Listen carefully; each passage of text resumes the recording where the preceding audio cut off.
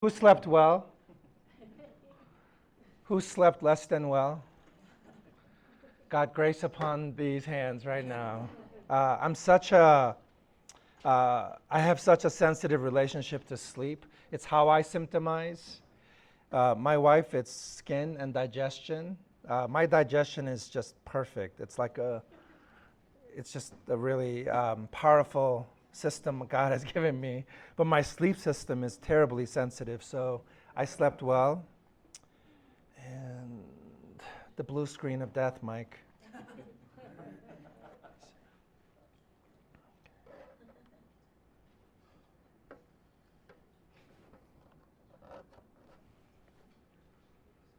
There we go. That's my dog Hobbs, like Calvin and Hobbes, my 80-pound Irish doodle.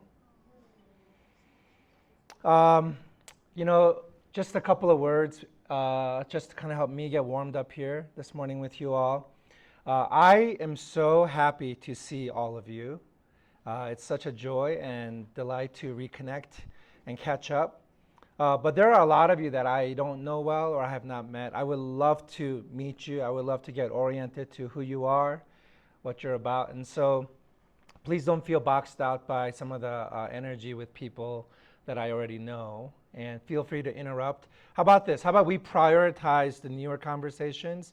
I give you full right to interrupt any conversation I'm having with the people I already know. Literally say, may I cut in or something, some kind of dance language, and love to spend that time with you. And if I go away and I have not met you, that's going to feel like a loss for me. So please do that. And can I put it on you to do that? I'll try to do the same, but please feel free to do that.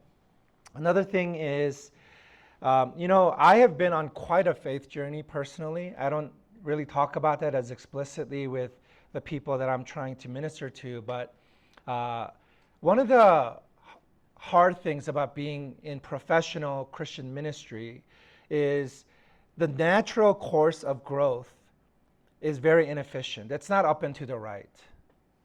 You're journeying in ways that are inefficient.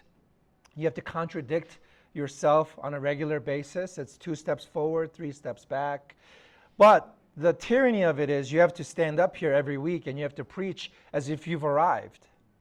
You can't sow seeds of doubt. That's not in your job description.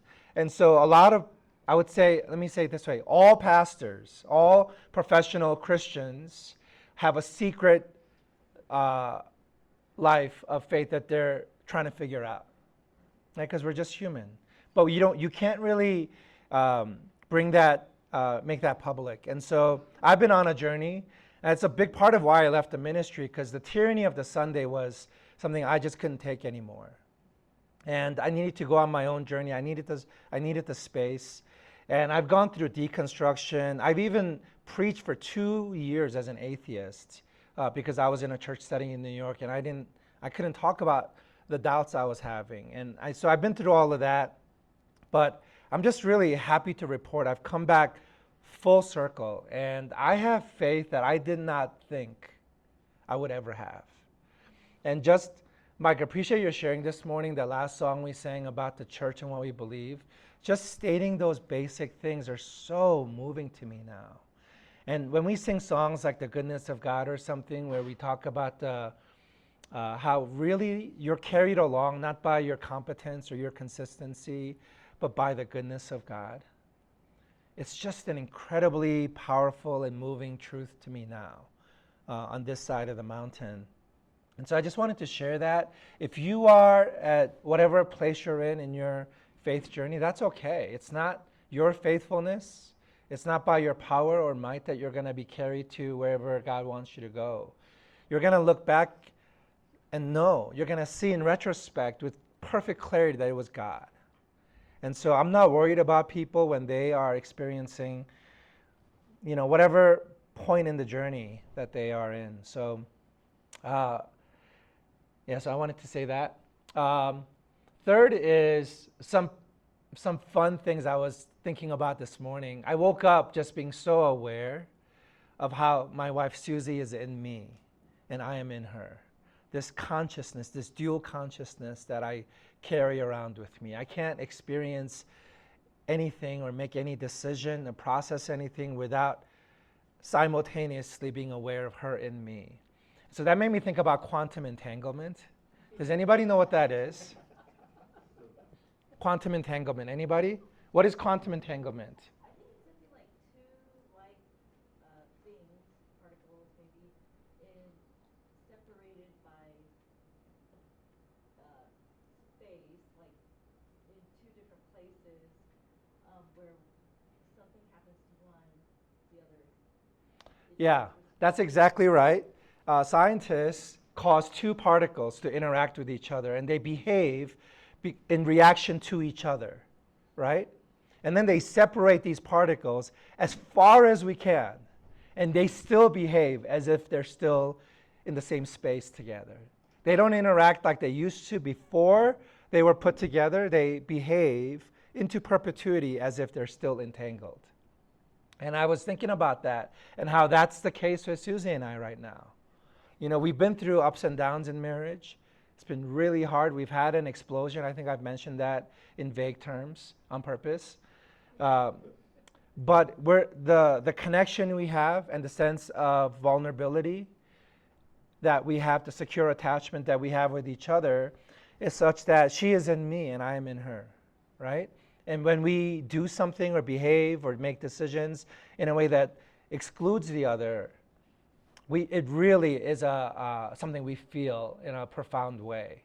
And it took 30 years of marriage to get there and lots of work, but we're entangled, probably on some quantum level that I don't understand. But Jesus says this also. It's theologically also true. Jesus says, I'm going to go away, but I am in you, and you are in me, and I am in my Father, and I'm returning back to him. And you will be with me in me, and so you're going to the Father. If you have seen me, you have seen the Father. It's all this quantum science he's blabbing on about it. The disciples are like, what is wrong with this guy? But Jesus was talking in scientific terms, it turns out. So I was just thinking about that this morning, just how powerful that is.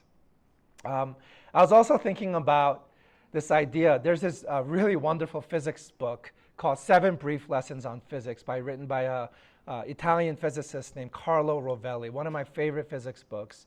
And this anything but brief. It's a really 800-page book.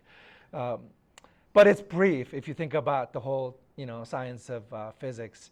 But he has this one chapter in there where he talks about how, and this is classic Italian terminology, he says, nothing is a thing, and it's translated from the Italian, nothing is a thing, but everything is a kiss. And then he goes on to explain how we human beings, we have such a finite understanding of time and space. And so we look at this boulder and we think, oh, that's a thing. And he says, for most of existence, it wasn't a thing, it wasn't a rock. And then it came together in the brief moment that we happen to, interact with it. And then for most of its life afterwards, it's not a rock. It's different. It exists in different form. But that's how long time is, right? And then the scriptures say that. The scriptures say how your life is but a what? A vapor. Your life is not a thing. It's a moment. And then it's gone. It's just a brief interaction. And Jesus says that too. He says, you're not going to be judged by the thing that you are. You're going to be judged by your actions, because your life is just an action, it turns out, when you compare it to eternity. And this action, this kiss we call life, really matters. It defines eternity. So I was just thinking about that, how I'm having this incredible just joy filling my heart, but it's gone. And that's life. And how scripture and science, there's so much consilience between these two disciplines. I just love that. So this morning I want to talk about the church. And, we experience the church as this sort of thing that exists for a long time. And we think that something is happening to this thing. But really, we're just living in a brief moment of time. So the church that we knew prior to the pandemic, that was just a brief kiss. And this is just another kiss, and this is going to also shift. The scriptures teach that the church is on an arc, and we are headed in a certain trajectory. So we're constantly in formation. We're constantly in journey, in movement. And so Carlo Rovelli is right. And so this church that I want to talk about today, in comparison to the church that used to be before the pandemic, is also shifting. And it's very apropos. I think it's very scriptural. And there's a lot of statistical evidence to kind of inform us on what this moment is about. So let's talk about the post-church church. So the post-church church, meaning there is a paradigm of church, how we do church, how we do communal practice of faith, how we did it before the pandemic, right? And then the pandemic marks a threshold. It was the culmination of years and years and years of movement towards this threshold, and we crossed a certain threshold. And now here we are on the other side of the doorway, and there's a whole room to explore, but that room also has a door on the other end of it, and we're going to get there also, okay? So let's first begin with a story. This is the picture of something called a super bloom. I believe this photograph is of a California hillside, right?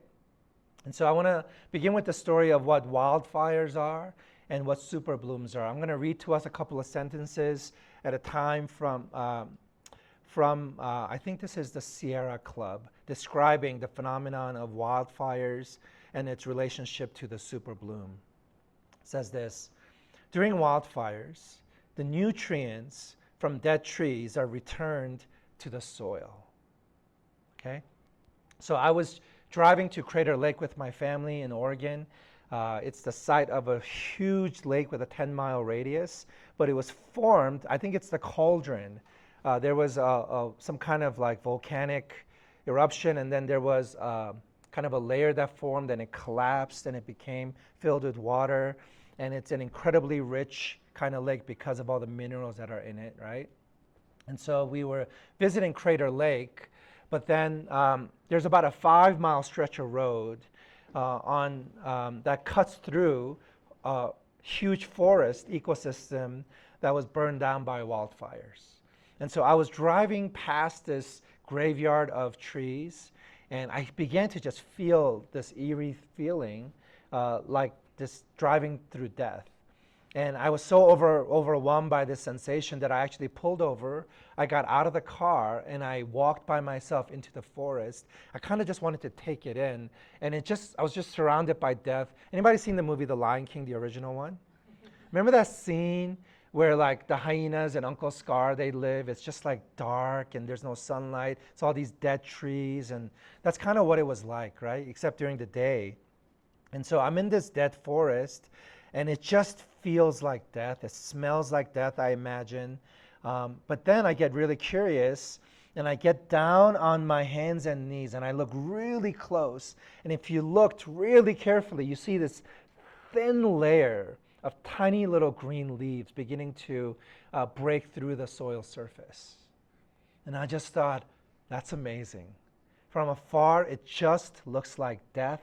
It looks like life will never happen again. But what's happening is there's a whole new ecosystem being birthed in place of the forest that has been decimated, right? And so that's what this Sierra Club is describing. The nutrients are actually returned to the soil. Fire acts as a natural disinfectant, incinerating diseased plants and removing them from the flora population. Many trees that have evolved fire-resistant bark require fire to open their waxy cones and release seeds. Some of you know that my history is that of church planting. I've personally planted 6 churches, and I became director of church planting for the denomination. And at this point, I'm the director of assessment for the denomination, and I do the directing of church planting in my conference. So all that to say, I'm interacting with hundreds of planters every year, right? And so I'm hearing their stories. the stories of why they want a church plant in their specific geolocation and why this makes sense at this time. And so all of it is, interesting and often exciting. But the thread that I understand is these churches exist. They're birthed at some point in time. And then they live through their life cycle. And they are no longer effective at reaching the culture. There's been a lot of research done on this. And what the best research shows is that in any denomination or church context, there's a small group of people known as the enthusiasts. And these enthusiasts carry the lifeblood of any denomination or church. The others, like 95% of the church or denomination, they are not enthusiasts. They were at one point enthusiasts, but they are no longer enthusiasts. And even the 5% that are enthusiasts soon become non-enthusiasts. So there's this small window of a very small percentage of people who carry the lifeblood of the church. Without the enthusiasts, churches begin to experience a plateau, and then soon they begin to ride the life cycle all the way down to total ineffectiveness in terms of shining any kind of light or any kind of adding energy to the cultural system, we'll say it like that. And they just sort of live for themselves. There are churches where old ladies are just waiting for their memorial services, and they want to have the memorial service in the church that they are familiar with. They come to churches to, match butt prints with their butts to the seats that they've sat in for years. This is their goal every Sunday, is to get there on time enough so no new person takes their seat. And then they want to sing the songs that they know, that they have memories attached to. They want to sing it, hear it, experience it at the volume that's comfortable to them, right? And then they want to talk to the people that they know. They want to have the same conversation they've been having for 40 years.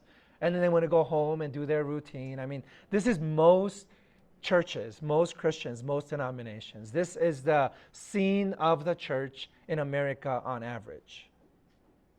They don't care about reaching the culture. They often are hostile to the culture. They judge the culture. Studies show that every generation, they've done research where they've looked at any available writing we have dating back thousands of years of what the prior generation thinks about the upcoming generation. And every current generation is judgmental and negative and hopeless about the upcoming generation. So if you are sitting here complaining about millennials and Y and Z, welcome to the club. This is every human being ever, right? We all feel threatened, like, oh my gosh, the world is going to just burn up. We're going to have, yes, that's how you feel because of the increasing irrelevancy and the increasing, sort of understanding of what's happening, right? You are not an enthusiast anymore. So what does the sovereign God have to do? What forces does he use? If we are to draw any kind of insight from wildfires, what's happening is trees represent existent churches, existent Christians. And these churches and Christians have developed over time, think about this, fire-resistant bark. We are hogging up. I mean, we talk about the Holy Spirit being fire, but we're resistant to it. We are resistant to the move of the Holy Spirit. Christian maturity equates to resistance to Christ himself. This is what the story of wildfires would have us learn. And we're hogging up all the resources. This is what I hear from the people who want to plant new churches. This church on the corner, they own a $4 million building. There are 12 people worshiping in it on a good Sunday. They have huge endowments. Just people who have donated as they have died off in this church. They can exist for another 80 years. They're hogging up the resources. They're blocking the sunlight. They're sucking up all the nutrients, minerals from the ground. Now, some of these churches are like nursery trees where it's laying down on its side and it's dead, and then you see these new trees growing up. Rick and the team who went on hikes, did you see any nursery trees as you hiked? No? Okay. Maybe the altitude is too high. Are we above tree line here? In any case, you know, when I hike in Pacific Northwest, I see these nursery trees, and I think that's pretty good, right? New trees growing out of the carcass of, I mean, that's like these church plants renting, you know, paying small pittance and renting space from these existing church buildings. But this natural phenomenon that's happening in ecosystems all around the world, it's happening in the church ecosystem as well. And so there is a way to look at wildfires as a threatening, a death-inducing force. But if you are willing to die an ego death to you as a specific tree or to you as a specific forest, you understand life doesn't die with you. Where does life itself go? Well, it keeps on going. Get down on your hands and knees, literally or metaphorically or prayerfully, and look real close, and you'll see a thin layer of green that's beginning to sprout up from the nutrients that have been returned to the soil and the skies that have finally opened up. I mean, it's kind of a beautiful image. Life finds a way. Jesus said the gates of hell. Mike didn't finish telling you what Jesus also said. He said, and the gates of hell will not overcome it. Right? How is it so? All the church people, all the church scientists are really scared by these statistics. The church is going to, no, it's not going to die. Right? The latest Pew Research shows that confidence and trust and respect for the church, for Christians, and especially for pastors like Howard and myself. And Pastor Unsu, is he here? I've not met him yet. Oh, here you are. I've heard all about you, all good things. I heard, man, bro, do you even lift? That's what I wanted to ask him.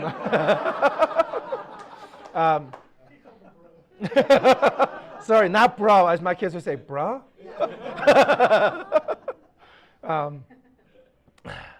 I'm not that anymore, by the way. Every story begins with bro. So funny, I love it. I feel so included, you know. What was I saying? The gates of hell.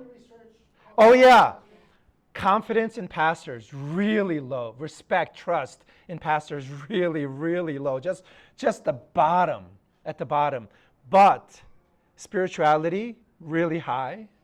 And openness to mystical things, miraculous things, the supernatural things, really high in the culture. Because we have information. People are interested in experiences now. They don't need everything to be laid out mathematically, right? So I don't know what Jesus is doing. I don't know what the Spirit of God is doing.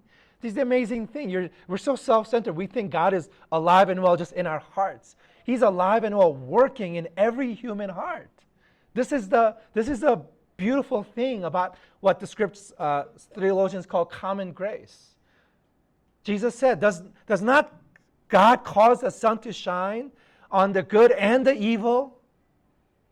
Right? This is in the Sermon on the Mount. You don't know what God's doing in individual lives. You don't know what God's doing in jail cells and prisons. You don't know what God's doing, you know, in the most hopeless appearing situation. There's a redemptive story and economy playing out, right? And so we need fires in our lives, individually and collectively and culturally, in order to melt the waxy cones and release the seeds.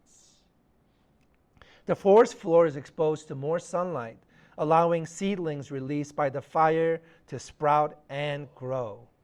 After fires, charred remnants provide habitats for insects and small wildlife. That's, to me, is like church planters, insects. In a moist post-fire climate, native plants will thrive. So there's this kind of idea that church plants, new churches, new Christians, they're the native ones. They're the ones who are really exegeting the culture and beginning to understand the language of the people, the ways of the people in the community, in the location, and they're doing the work, right? So native plants will thrive. not the ones that have become dated. They don't speak the language anymore. They're the ones sitting there judging the culture. But there are people willing to meet the culture where it's at. Right? Paul says, I've become all things to all people. And Christians are so scared of it. Post-wildfire landscapes will explode into thousands of flowers. And that's what this image is. In the striking phenomenon. I mean, you can Google this, read about it. It's a really beautiful thing. In the striking phenomenon known as a super bloom. And listen to this last phrase. That you only see after fire years. So you may be classified with the trees that have developed fire-resistant bark. Because how old is CCC now? If you go all the way back to the beginning, 25 years. You are absolutely part of the old forest. You're the old growth now. You have an opportunity to die an ego death to your personal and collective selves. That means you have to die to your preferences. You have to die to what you're comfortable with. You have to die to your sacred darlings. You have to kill your darlings, as they say. And it's going to feel like murder. It's going to feel theologically and often morally wrong. That's the thing. It's a total mind-bending experience to be a missionary. You have the chance to do that. If you don't do that, the fire of God will literally burn this church to the ground, not because it hates you, because it wants to save you and return the nutrients back to the soil. God cares, according to Scripture, a ton about stewardship, your management mindset. You don't exist for yourselves. You're a fiduciary. You have to work for the well-being of your client. It's not about your interests. You can't have conflicts of interest. You're not allowed to as a fiduciary, as a steward. Right? The benefit of the client, God Himself, the author of the church, the architect, for Him you live and move and have your being. And so this total identity shift has to happen, or God bless you, thank you, and good night to you. So you can die an ego death, or you can die a literal church death. Those are your two choices. That's what this post-pandemic research is showing us. I'm not telling you this. Reality, it is what it is. Okay? But think about this. You get to see a super bloom post-fire years, and only after post-fire years. There just isn't enough nutrients, this heavy dose of nutrients returned to the earth unless there's been a fire. And there's no way this happens. So I had the awesome privilege of running. I was staying at my friend's house in Culver City, and he lives right by one of those storm drain things. And I ran all day to the beach, and there's about a 3-mile stretch where I've run before, and it was all brown. And then super bloom happened, and it was all yellow and purple flowers. It was just amazing. Never seen it before. And so I bore witness to the fact that super blooms are possible, and it happens all around the world. And your church can bear witness and host a super bloom or not. It's up to you. Okay, so that's the story. The story of accelerated decline. Declining median worship attendance among U.S. congregations. And so in this chart, we see that the median worship attendance across denominations and cultures in America was 137 in the year 2000. If you went back on this chart all the way to 1970, you would see that the slope continues in this manner so it continues in this same rate of decline, all the way for an additional 30 years. So this started about in 1970, but in 2000 it's 137. And then in 2020, just before the pandemic's effects kicked in, the statistic was 65. So a lot of you are really brilliant and good in math. 65 is less than half of 137. True or false? True. So in any industry, if you saw this rate of decline, there would be panic. But churches had not been panicking. They were fine to just live in a declining industry. So that's the sad news of it. And so this is pre-pandemic. This is what's happened after the pandemic. I don't love the way this chart is depicted, but this is basically saying that in the year 2021, attendance as a percentage of January 2020 attendance. So if you add up the percentages, you'll see that 91% of churches in America experienced severe decline at a rate that was far greater than it was pre-pandemic.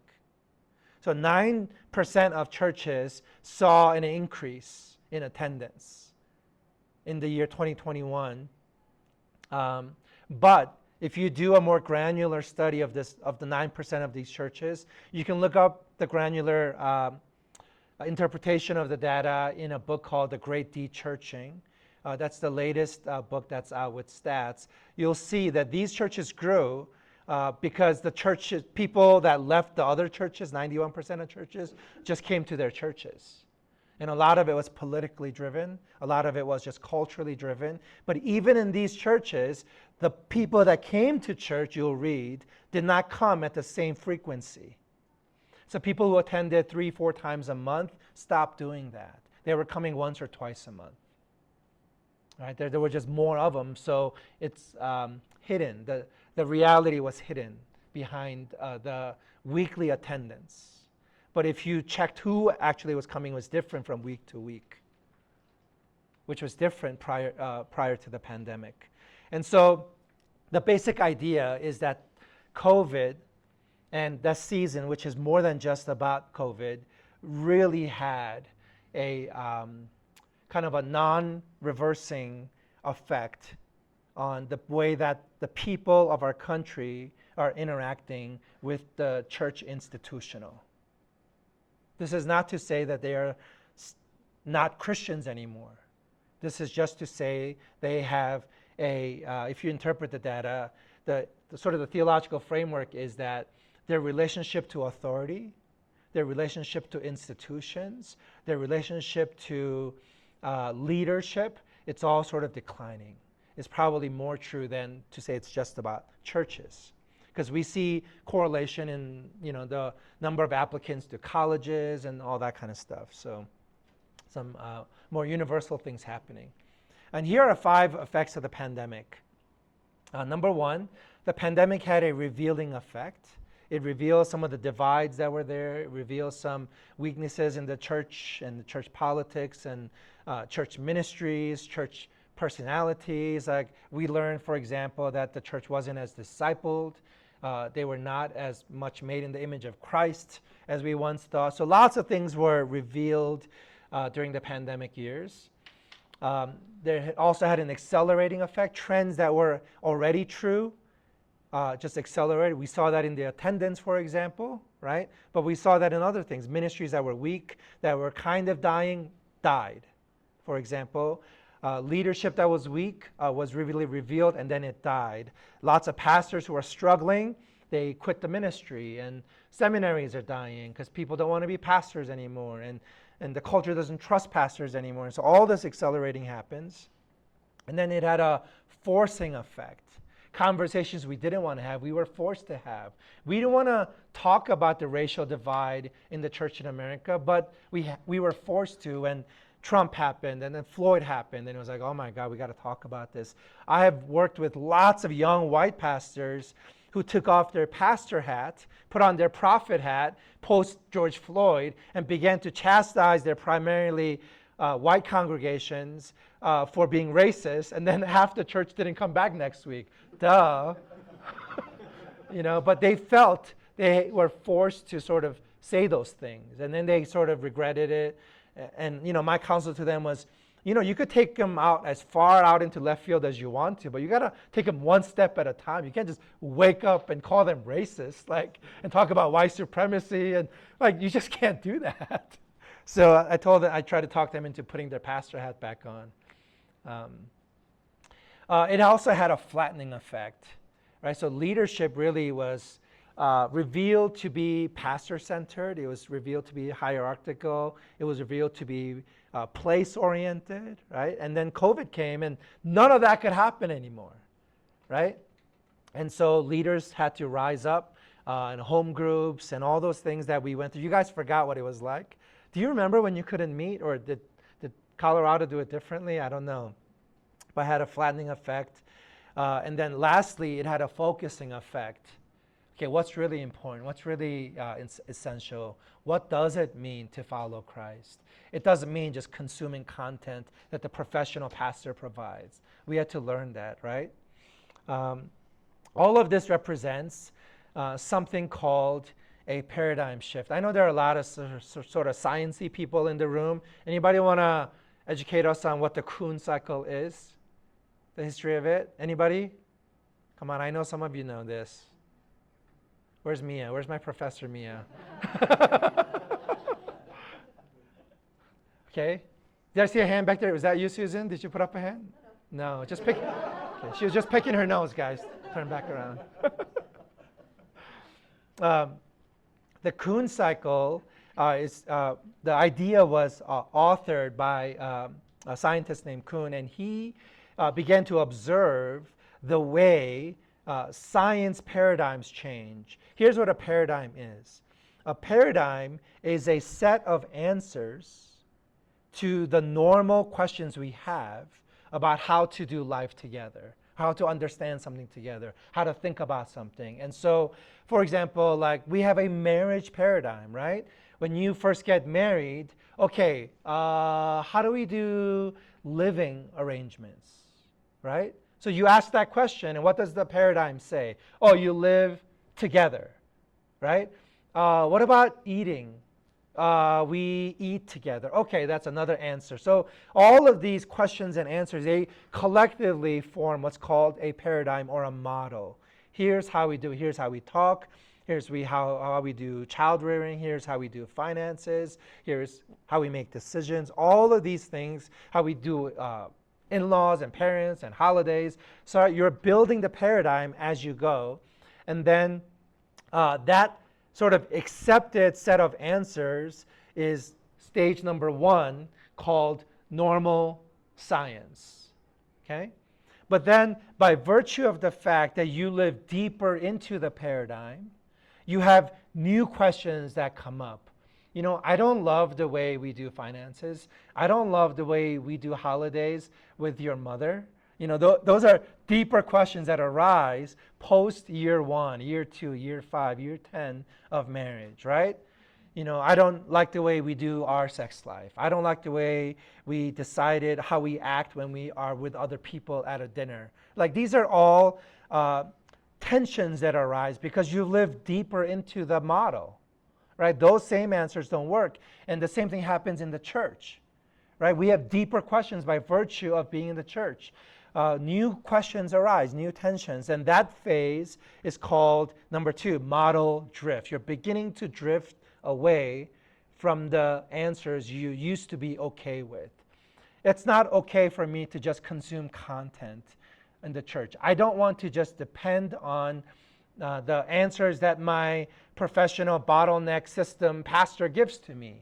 I want to listen to podcasts, and I'm going to go on YouTube. I'm going to read my own books. I'm going to think for myself. This was, you know, the Reformation, right? This was Martin Luther. That was a model drift that was happening.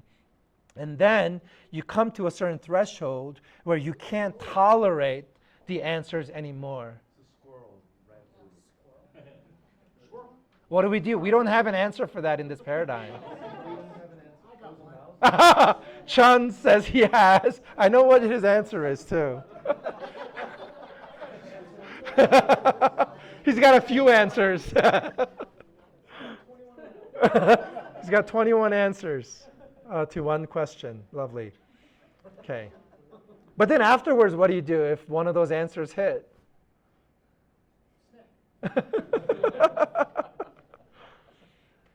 Okay, so he lives in a certain paradigm, right? Okay, so model drift, and then it leads to model crisis when you can't tolerate it anymore, right? It's a certain pain point where the pain of leaving the paradigm is less than the pain of staying in the paradigm. And this is what happened during the pandemic. The mold sort of just broke. And people were finally given permission to not have to go to church because they couldn't go to church. And then they realized, oh, I don't want to go back to church. Right? So that's model crisis. And then 4, model revolution is when people begin to have some new answer candidates. And then the masses, by vote, choose 1 or 2 paradigms as an acceptable set of answers. Right? And so I'm going to propose to you what the research is showing some of the candidates might be, or the descriptors of certain candidates. And then once society accepts the new paradigm or paradigms, then it's called a paradigm change. And then once we're living in that paradigm, we're back to normal science. Does that make sense? Right, so that's the Kuhn cycle. And I want to give you an image of what I think the new church can be. Anybody know what this is? Give me the Japanese word for it. It starts with the letter K. It's on the tip of your brain, right? Kintsugi. YouTube, how, if you want to, the process is extremely intricate, as only the Japanese can do. It takes weeks to do this. But what it is long history going back a really long time. But a bowl is shattered, let's say, and then they use glue and other gold and other things to glue the pieces back together, and it becomes a sort of work of art. Something that was just functional, had functional value, now has aesthetic and artistic value, and the value is hundreds, sometimes thousands of times greater than the value that it once had as a functional device. This represents for me the image of God. When you read the history of Kintsugi masters, what they would do, sometimes they would save single shards from a bowl or a glass or a plate for years because it doesn't quite fit the other pieces that they have. Think about that from a divine perspective, how this broken piece of your life, you just think it's just a piece of nothing, but you just carry it around with you because that's your life story. You don't know what to do with it, right? You hide it away in shame.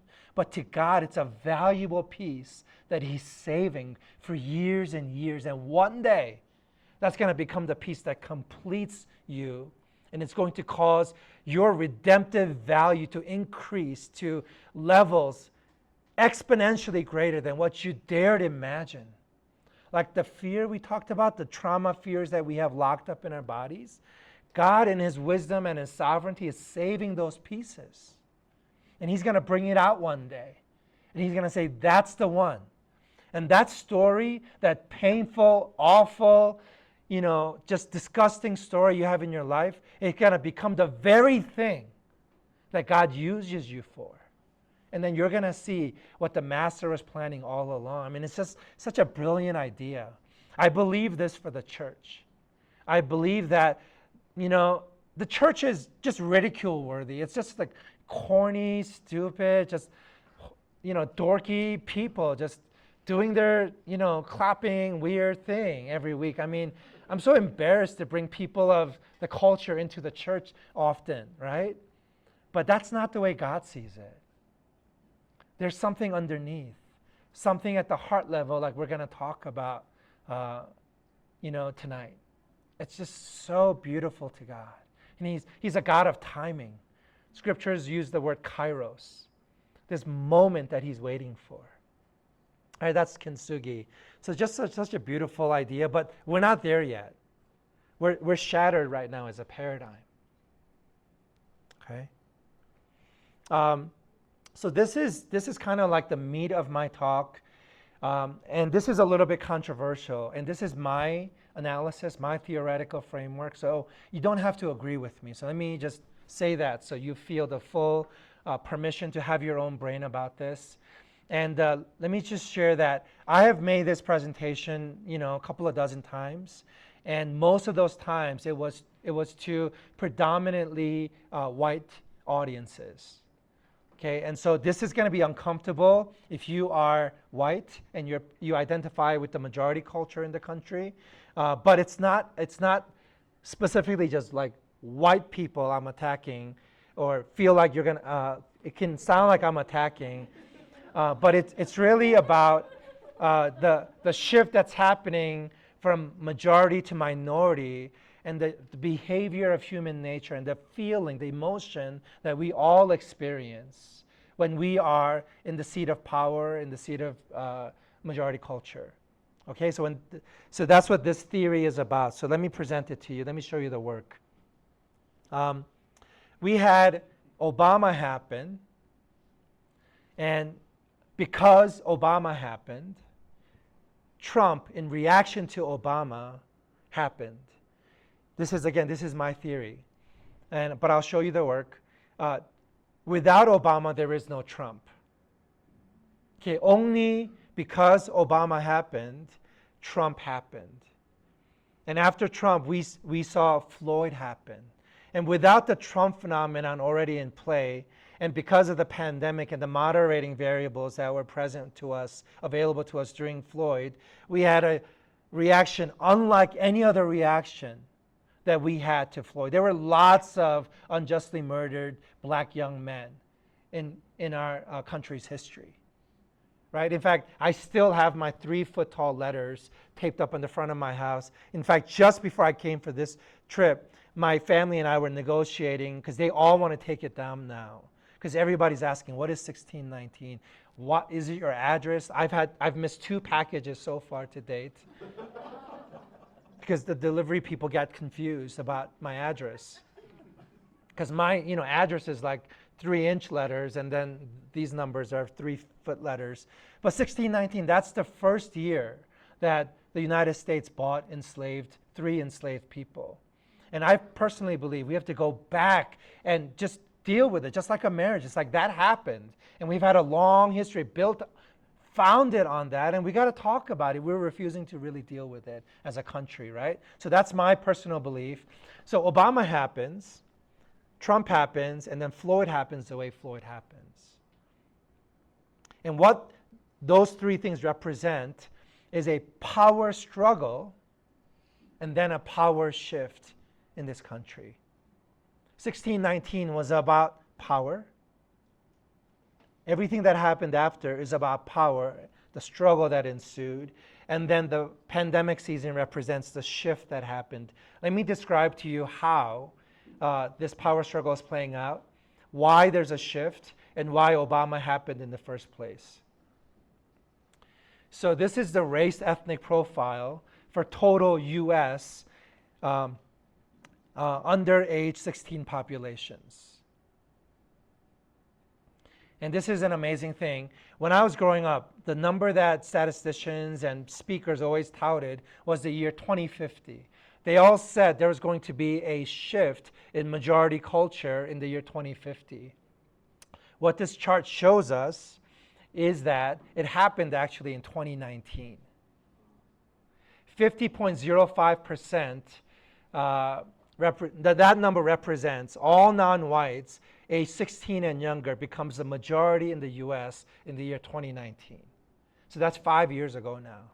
So these folks are now 21 years old. The United States, for ages 21 and younger, are majority non-white.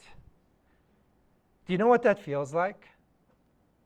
When it shifts like that, when the seesaw tilts like that, and you have been in the seat of privilege and power, but you're no longer in that seat.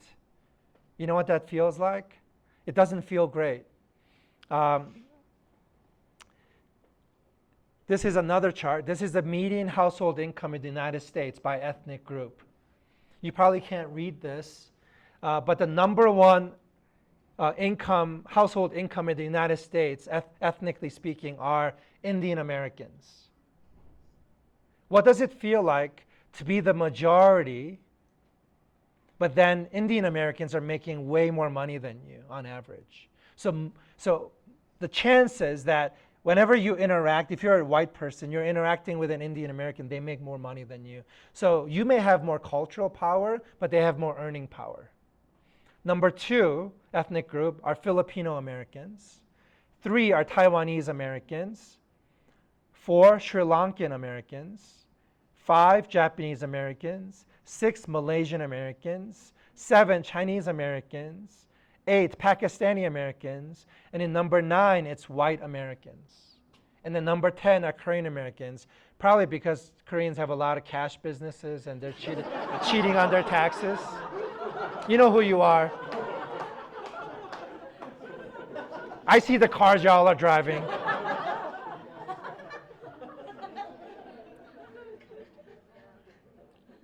I'm going to move through this, okay? So you can ask me later. So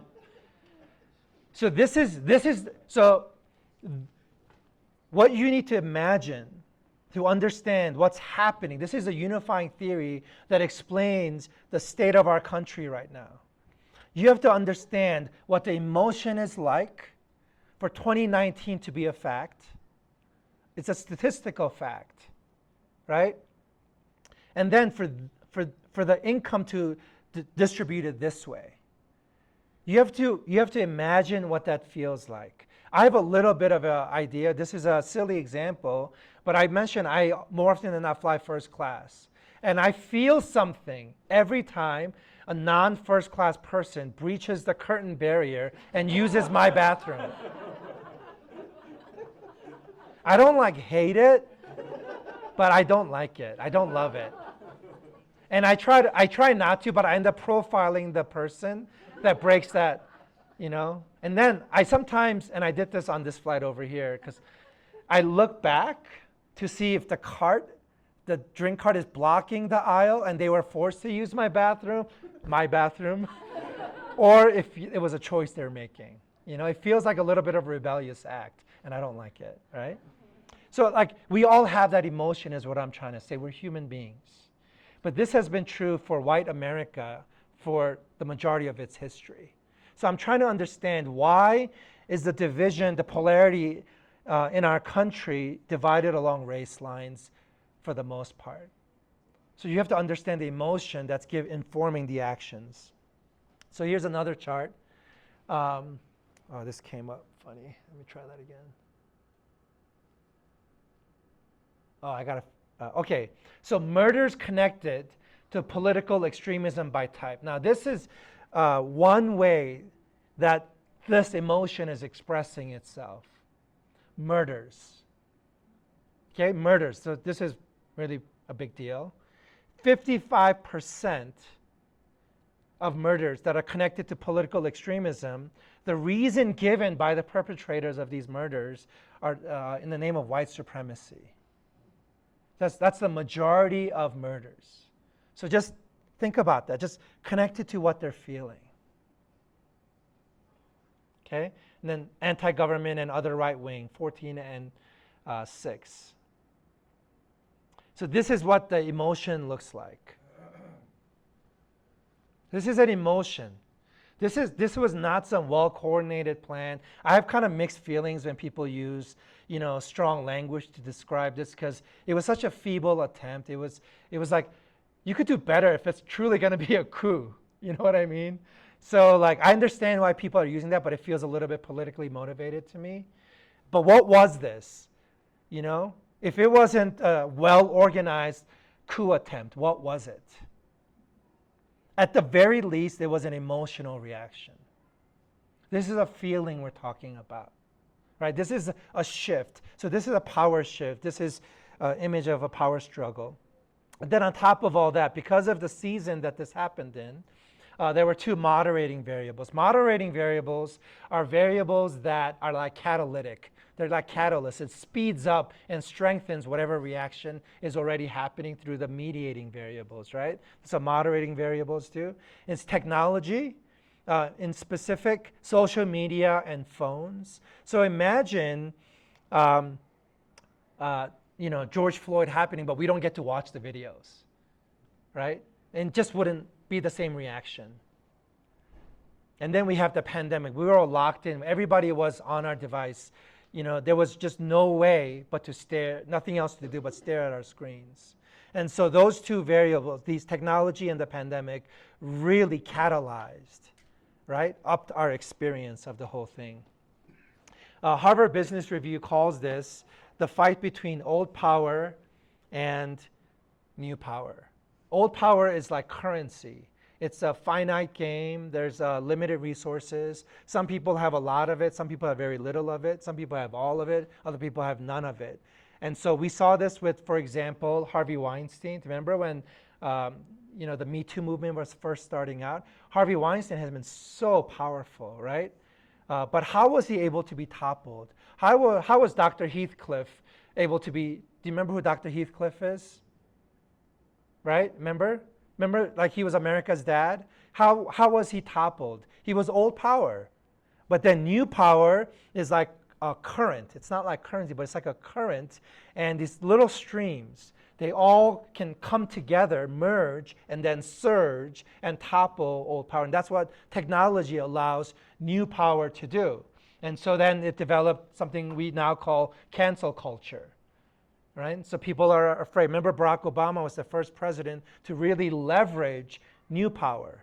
He was technologically savvy and able to use social media and all of that for the first time in a meaningful way. And so we have technology, and this next chart is by CNBC, and this isn't the latest. This is now about a year old, but it's a percentage of paid full days worked from home. And we see that it kind of leveled off at around 28% on average. But the people who are behind this analysis says that it's actually leveling up now. And it's going to be in the 30s and then in the 40s. So this is depicting a hybrid reality. So I want to give you the X that as a church you have to solve for if you're going to be part of the super bloom. This is the question that you have to answer. How to be the church in a diverse, that's 2019, power sensitive, hybrid society. You have to solve for this. This is your X. If you're a leader in this church, if you care about the church, if you're a member of the church, how will you do diversity?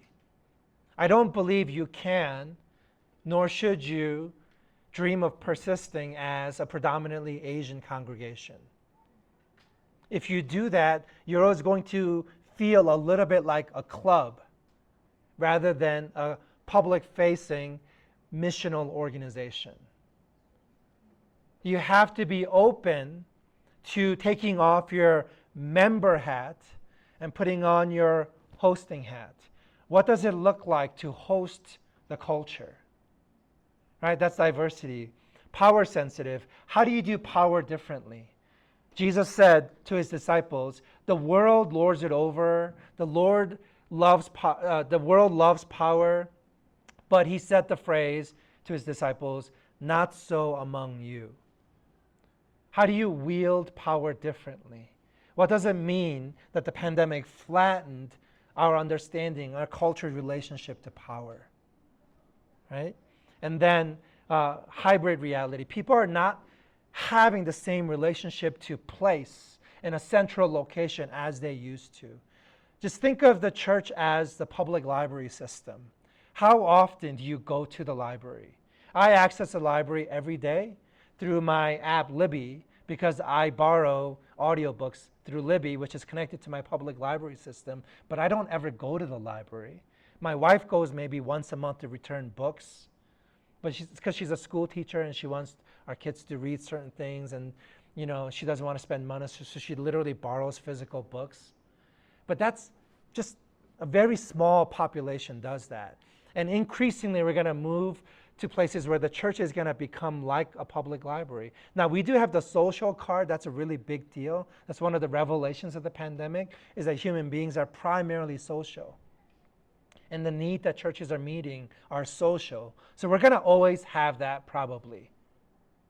I don't know what's going to happen if Apple Provision becomes more mainstream and we're going to interact with each other through avatars, or I don't know.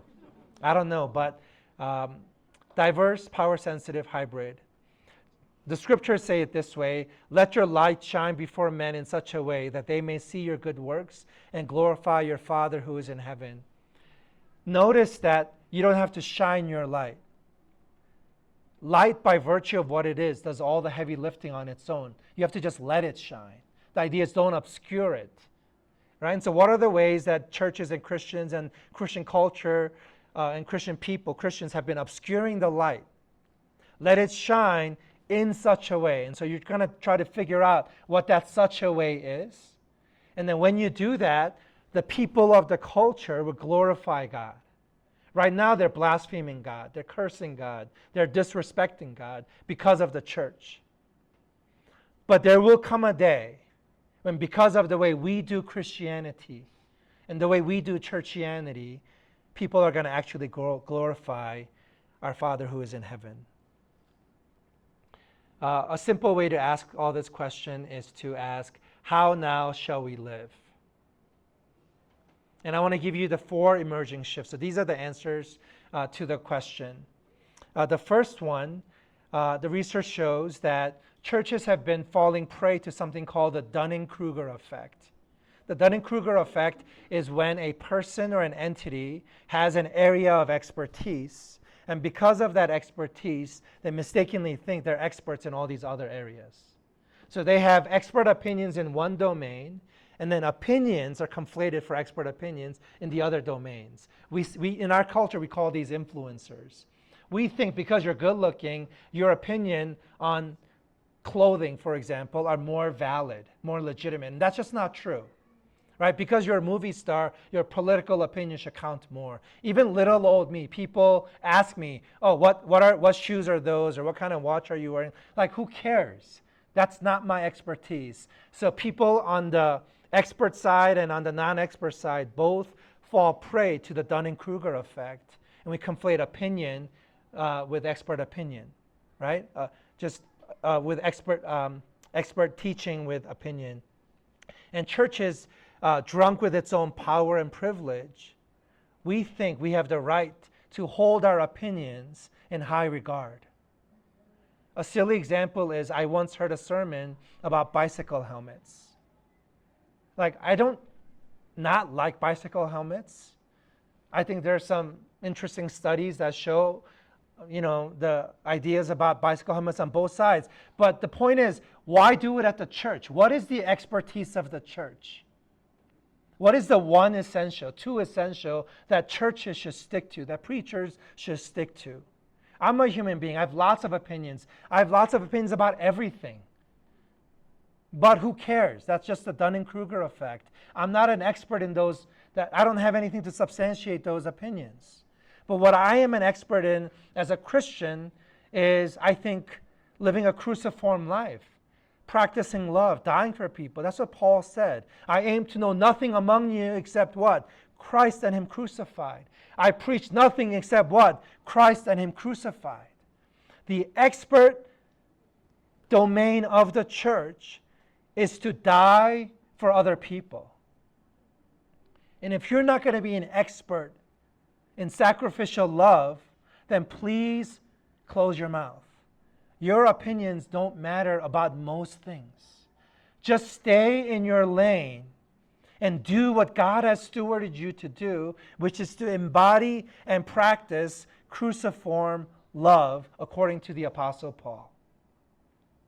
Everything else, keep it in the category of opinion, but don't waste the time of the church or the pulpit to do it. Focus on loving the culture, dying for the culture. That's your essential. So return to the essential, find your lane, and stay in it with discipline and with deliberateness. That's number one. Second one is humility. Since 2016, we see in the literature that the culture has been shifting towards humble leadership. This is outside the church, right? And then now the movement has caught up to us and really catalyzed during the pandemic. And we really want to know culture, the world wants to know, what does humble leadership look like? Practice humility as a church. Right? Third, relational. Programs are falling out of fashion. We really want to be seen. Seeing people really matters now. It's not fit the people into the program. It's not use the people to sustain the programs, but it's actually exists for the very individuals that set foot inside churches and even outside the churches. How do you see and serve people? What does relationality and really dialing that up look like as a church? You guys have an advantage because you're below the Dunbar number of 150. You really have the luxury to just attune to the individuals of your church. Like if you come to a retreat on a Friday night in Estes Park, you have the luxury to wait for the 2 cars that are almost here. Right? That's relational. That's attunement. And then lastly, the supernatural. The culture is hungry for experiences. They don't need explanations about everything. They got that in droves. They'll just ask ChatGPT if they want answers that are probably questionable anyways. But I think the new one is now out, so maybe they're doing better. Anyways, the church, you should be open to the God of the supernatural, because to God, supernatural is natural. Right? Allow quantum entanglement to happen in the church. Why not? Allow the Spirit to be the energy, extrinsic energy source that does crazy things in the church. Why not? The world is open to it, and you are hungry for it too. So these are the ways that I think the church is called to be in this future.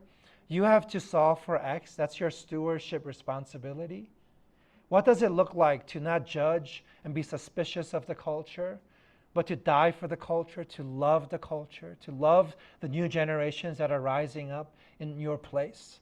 What does it look like to release your nutrients to the soil so that you might partake in the super bloom in your lifetime? Would you bow your heads with me?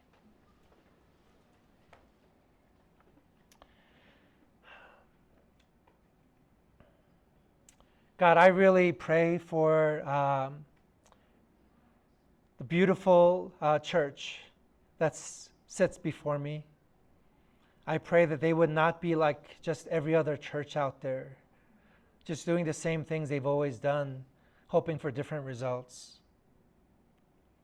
I pray for you to release creativity amongst your people here, to breathe in them a kind of humble boldness that allows them to become missionaries, to become enthusiasts. And let their natural light, the light that is within them, the light that is Christ, shine and illuminate their good works, that those around them may see these good works and glorify you who is in heaven. God, this is not a moment when the church is deterred, but it is a moment of opportunity for the church to reset and to remember and to return and to be revived and to be restored and to re-engage. God, the Bible is just full of these words that promise new life. So God, I bless this church, and I call this church, and I commission this church for this mission and for this mission field that is our cultural moment today, right now. God, not by their might or power, but by your Spirit, from the crowns of their heads to the soles of their feet, fill them with your Holy Spirit and allow them to be your ambassadors. I pray this in Jesus' name. Amen.